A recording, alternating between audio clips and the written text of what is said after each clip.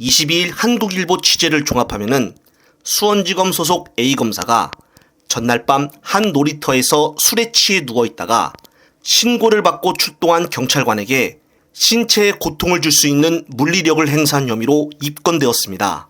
그런데 여기서 그치지 않고 그는 파출소에 연행돼서까지 경찰관에게 저항을 하며 물리력을 행사한 것으로 조사가 됐습니다.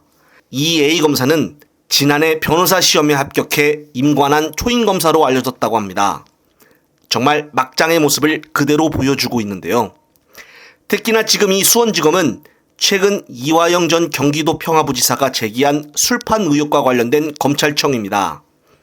현재 해당 검찰청에서는 이화영 사건과 관련하여 술판 의혹은 결코 사실이 아니다라며 강경하게 대응하고 있지만은 정작 수원지검 소속 검사가 외부에서 술을 먹고 경찰관까지 폭행하는 음주 비위 행위가 터져버린 것입니다. 나중에야 솜방망이 처벌로 대충 끝날 것 같은데 이렇게 잠자코 지켜만 볼 수는 없겠죠. 따라서 이번에 수박들이 대거 떨어져 나가고 정말 22대 국회에서는 검사에 맞서 민주당의 제대로 된 모습을 보여줄 것으로 기대가 됩니다.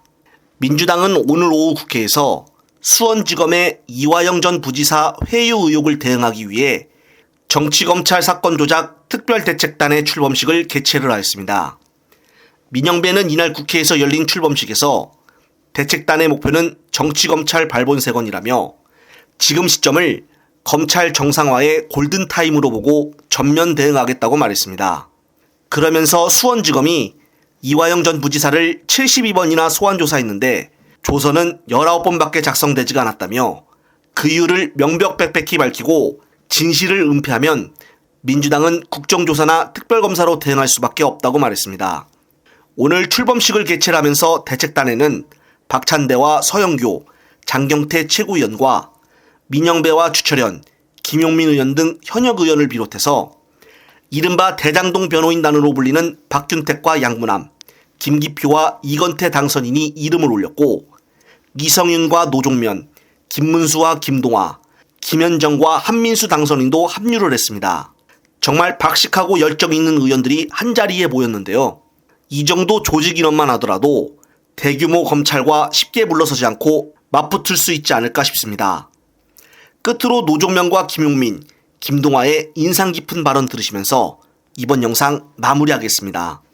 언론 보도만 보면 정말 이런 일이 사실일까? 그리고 이제 언론은 지금 이른바 이제 말바꾸기 프레임이라고 평가될 만한 그런 보도들을 하고 있어서 사실 처음에 잠깐은 저도 믿기지가 않았던 것이 솔직한 생각입니다. 근데 지금에 이르러서는 반드시 밝혀야 된다. 그리고 지금 이루어지고 있는 언론 보도가 검찰에서 제공하는 선택적인 근거들의 자료들에 지금 기반하고 있어서 굉장히 위험할 수 있겠다. 그래서 제가 이 대책단에서 진상을 규명하는 데도 역할을 하고 싶은 생각이 있지만 우리 언론인들 여러분들과 좀 더 긴밀한 소통을 해서 좀 더 종합적인 자료를 토대로 보도가 이루어질 수 있도록 제가 도움을 드릴 수 있지 않을까 이런 생각을 하면서 대책단 참여를 하게 됐습니다. 열심히 일하겠습니다. 지금 발생하고 있는 이런 일들이 믿기지 않는다라고 생각되시는 국민 여러분들도 계실 것 같습니다. 그러나 10년 전에 있었던 일을 잠깐 얘기를 해보면 이게 현실에서도 일어날 수 있겠구나라는 생각이 드실 수 있을 것 같습니다. 10년 전 무슨 일이 있었는지 기억하시는 분들 계실 것입니다. 검찰이 중국 공문서를 위조해서 법원에 제출했습니다. 그래서 그 공문서가 위조됐다라고 변호인이 주장하니까 공문서가 위조되지 않았다라는 증거를 다시 위조한 증거를 법원에 제출했습니다. 검사들은 몰랐다라고 변명하고 있긴 하지만 명백하게 위조된 증거를 제출했습니다. 그리고 그것이 들통이 나니까 재판받던 피고인을 다시 조사해서 별건으로 기소했고 그 별건 기소가 공소권 남용이다, 보복 기소다라고 대법원 확정 판결까지 받은 사실이 있습니다. 10년 전에 발생했던 일에 대해서 검찰은 아직까지 반성하지 않고 있는데 그러한 반성하지 않는 태도가 지금의 이런 의심을 받고 이런 의혹의 중심에 서게 된 것 아닐까라고 생각이 됩니다. 그동안 소수의 정치검사들은 수사권과 기소권을 양손에 쥐고서 윤석열 대통령의 등에 업혀서 대한민국의 헌법 정신을 가차없이 훼손시켜 왔습니다. 거기서 그치지 않고 부패검사나 범죄검사들도 많았지만 제대로 처벌받은 예가 없습니다. 그래서 국회는 탄핵소추안을 통과시키기까지 했고, 그럼에도 불구하고 부패검찰, 정치검사들은 여전히 줄서기를 하면서 승승장구하고 있는 것이 이 정권에서 드러나고 있는 현실입니다.